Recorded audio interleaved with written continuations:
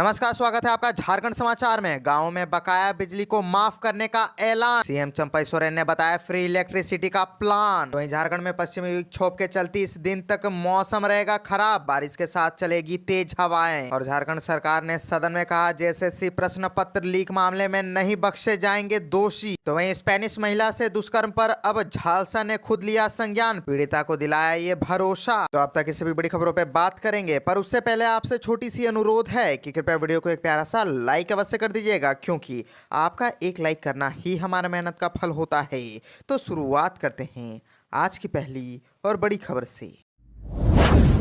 इस वक्त की बड़ी खबर झारखंड से आ रही है, जहां गांवों में बकाया बिजली को माफ करने का ऐलान कर दिया गया है। सीएम चंपई सोरेन ने बताया फ्री इलेक्ट्रिसिटी का प्लान। दरअसल झारखंड के ग्रामीण क्षेत्रों में राज्य सरकार बकाया बिजली का बिल माफ करेगी। जिन घरों में बिजली का मीटर उपलब्ध नहीं है वहां निःशुल्क मीटर भी लगवाएगी। इसकी घोषणा मुख्यमंत्री चंपई सोरेन ने झारखंड विधानसभा में की। वे सदन में बजट सत्र का समापन भाषण दे रहे थे। सीएम ने कहा कि ग्रामीण क्षेत्रों में जितना बिजली का बिल बकाया है उस पर शीघ्र निर्णय लेकर उसे माफ किया जाएगा। सरकार ने 125 यूनिट मुफ्त बिजली दे रही है, इससे 30 लाख लोग लाभान्वित होंगे। और आपको बता दें कि सरकार की सोच जनता को रोटी, कपड़ा और मकान देने की है। यहाँ हर किसान गरीब का बेटा पढ़ सके, इसके लिए छात्रवृत्ति दोगुना किया। भाजपा ने 5000 से अधिक स्कूल बंद कर दिए थे, हमारी सरकार ने 500 मोबाइल स्कूल खोलने की योजना बनाई। सीएम ने कहा कि उच्च शिक्षा के लिए पैसे की कमी थी, गुरुजी क्रेडिट कार्ड से पैसे मुहैया करा रहे हैं। हेमंत बाबू की सोच है कि आदिवासी मूलवासी को उनके पांव पर खड़ा करेंगे, हर खेत में पानी पहुंचाएंगे, पाइपलाइन बिछाई जाएगी। सीएनटी एक्ट को शिथिल करने की साजिश हो रही है। सीएम ने कहा कि 1932 खतियान आधारित नियोजन नीति सोच समझकर हेमंत बाबू ने बनाया था। सोच थी कि आदिवासी मूलवासी को नौकरी मिलेगी, लेकिन यूपी बिहार वालों ने मिलकर इसे रोकने का काम किया। खतियान नीति को राजभवन ने रोक दिया। सुप्रीम कोर्ट जाना होगा ताकि राजभवन विधेयक नहीं रोके। तो अब बात कर लेते हैं झारखंड के मौसम की। तो झारखंड में पश्चिमी विक्षोभ के चलते इस दिन तक मौसम रहेगा खराब, बारिश के साथ चलेगी तेज हवाएं। झारखंड के कुछ हिस्सों में ओलावृष्टि के साथ बारिश के आसार है। पलामू, गढ़वा, चतरा, गुमला, लातेहार आदि जिलों में कहीं कहीं ओलावृष्टि हो सकती है। वहीं आज रांची समेत राज्य के कई इलाकों में बारिश के साथ 30 से 40 किलोमीटर प्रति घंटे की रफ्तार से हवाएं चलेंगी। प्रदेश में मौसम के बदलाव का यह सिलसिला 5 मार्च तक जारी रहेगा। मौसम विभाग के अनुसार राज्य में एक नया पश्चिमी विक्षोभ के आने के चलते मौसम इस तरह से बदलाव देखने को मिल रहा है।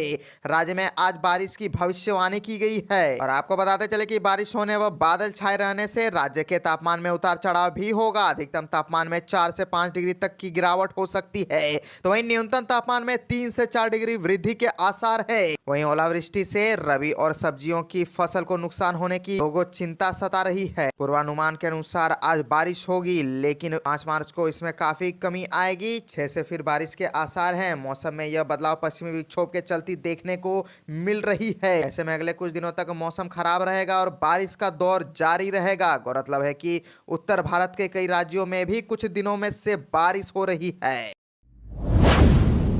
झारखंड से और एक बड़ी खबर आ रही है कि स्पेनिश महिला से दुष्कर्म पर अब झालसा ने खुद लिया संज्ञान, पीड़िता को दिलाया भरोसा। स्पेनिश महिला के साथ दरिंदगी करने वाले 4 आरोपित दबोचे, 3 अभी भी फरार। दरअसल दुमका के हंसडीहा में स्पेन की महिला के साथ दुष्कर्म की घटना पर झारखंड राज्य विधिक सेवा प्राधिकार ने संज्ञान लेते हुए दुमका के जिला विधिक सेवा प्राधिकार से रिपोर्ट मांगी है। दुमका जिला विधिक सेवा प्राधिकार से रिपोर्ट मिल गई है। झालसा ने महिला और उसके पति को सभी कानूनी सुविधाएं उपलब्ध कराने का निर्देश दिया है। दोनों की सुरक्षा की झालसा के कार्यपालक अध्यक्ष और हाई कोर्ट के जस्टिस एसएन प्रसाद स्वयं मॉनिटरिंग कर रहे हैं। कानूनी प्रावधानों के तहत पीड़िता को अधिकतम 10 लाख तक का मुआवजा, बेहतर इलाज और सभी कानूनी सुविधाएं प्रदान की जाएंगी। इस बीच पुलिस ने इस मामले पर बड़ी कार्रवाई करते हुए 7 में से 4 आरोपियों को दबोच लिया है। हालांकि अभी भी 3 लोग फरार बताए जा रहे हैं। दुमका के प्रधान जिला जज सह जिला विधिक सेवा प्राधिकार के अध्यक्ष ने इस संबंध में जो रिपोर्ट भेजी है उसमें कहा गया है कि घटना के बाद तत्काल एक टीम का गठन किया गया है। टीम सदर अस्पताल पहुंची और पीड़िता को चिकित्सकीय सहायता उपलब्ध कराई गई। पीड़िता के पति से मुलाकात कर उनकी उचित देखभाल का भरोसा दिया गया और इस मामले में लिप्त लोगों के खिलाफ कार्रवाई करते हुए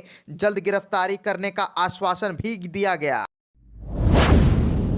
लोकसभा इलेक्शंस को लेकर भाजपा ने झारखंड की इस सीट पर कर दिया खेला, अपने ही गढ़ में उलझी कांग्रेस जेएमएम। दरअसल गीता कोड़ा के भारतीय जनता पार्टी में आने और सिंहभूम सीट से प्रत्याशी घोषित होने के इस लोकसभा क्षेत्र में राजनीति गरमाई गई है। भाजपा ने लोकसभा चुनाव की घोषणा से पहले गीता कोड़ा को अपना उम्मीदवार घोषित कर चुनावी बिगुल फूंक दिया है। वहीं दूसरी ओर कांग्रेस और झारखंड मुक्ति मोर्चा अभी तय नहीं कर पाई है कि सिंहभूम सीट से दावेदारी कौन करेगा। सीटों के बंटवारे के फॉर्मूले को माने तो इस सीट पर कांग्रेस की दावेदारी ही बनती है, मगर गीता कोड़ा के जाने के बाद कांग्रेस के पास अब ऐसा कोई दमदार प्रत्याशी नहीं रह गया है जो 2024 के चुनाव में भाजपा के पार पा सके। ऐसे में दूसरे विकल्प के तौर पर झामुमो अपने 5 विधायकों के बल पर लोकसभा में अपनी मजबूती दावेदारी पेश करने की जुगत में है। राजनीतिक सूत्रों की माने तो झामुमो इस सीट से भाजपा प्रत्याशी गीता कोड़ा के खिलाफ पूर्व मंत्री जोबा मांझी अथवा चक्रधरपुर के विधायक सुखराम उरांव पर दाव खेल सकती है। और आपको बताते चले कि तीसरे विकल्प के तौर पर चाईबासा के विधायक सह परिवहन मंत्री दीपक बिरुवा के बारे में भी झामुमो में चर्चा चल रही है। इस बीच यह तय नहीं हो पाने के कारण कि सिंहभूम लोकसभा सीट से कांग्रेस चुनाव लड़ पाएगी या झामुमो, कार्यकर्ताओं में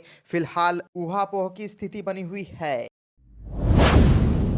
झारखंड सरकार ने सदन में कहा कि जेएसएससी प्रश्न पत्र लीक मामले में नहीं बख्शे जाएंगे दोषी। विधानसभा के बजट सत्र के अंतिम दिन संसदीय कार्य मंत्री आलमगीर आलम ने कहा कि जेएसएससी पर प्रश्न पत्र लीक मामले में किसी भी दोषी को बख्शा नहीं जाएगा। फिलहाल सरकार की ओर से इस मामले की जांच एसआईटी की ओर से की जा रही है। इस मामले में कई लोग गिरफ्तारी हुई है। जांच में फलाफल नहीं निकला तो आगे की कार्यवाही की जाएगी। श्री आलम आजसू विधायक सुदेश महतो के गैर सरकारी संकल्प पर सरकार का जवाब दे रहे थे। सुदेश महतो की ओर से गैर सरकारी संकल्प रखते हुए लंबोदर महतो ने इस मामले की सीबीआई जांच कराने का आग्रह किया। कहा कि सरकार की ओर से गठित एसआईटी पर्याप्त नहीं है। सरकार की ओर से सिर्फ छोटी मछली पर कार्रवाई की जा रही है, बड़ी मछली को बचाया जा रहा है। ब्लैक लिस्टेड कंपनी को परीक्षा आयोजित करने का जिम्मा दिया गया। दूसरे राज्य में इस कंपनी के खिलाफ सीबीआई जांच चल रही है।